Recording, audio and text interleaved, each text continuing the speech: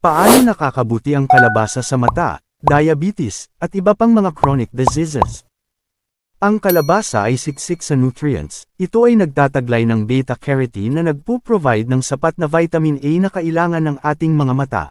Maganda itong pinagkukunan ng lutein and zeaxanthin compounds na nagpapababa ng panganib ng macular degeneration at katarata. Mayroon rin itong vitamin C at vitamin E, na lumalaban sa pagkakaroon ng mga free radical damage sa cells ng ating mga mata. Ang pag-inom ng fresh raw pumpkin juice ay nag-i-improve ng insulin sensitivity na nakakatulong bawasan ang panganib ng diabetes at sa maayos na paggalaw ng metabolic rate cell, na nakakatulong rin sa mga mayroong fatty liver, sa kalusugan ng puso, at sa kidney function. Mabuti rin ito sa kalusugan ng balat, sa pagbabawas ng timbang, nagbo-boost ng immune system, nagpapababa ng cholesterol level, sa anemia, at sa dropsy. Follow my page para sa marami pang kaalamang panghalaman na ating tatalakayin at pag-uusapan.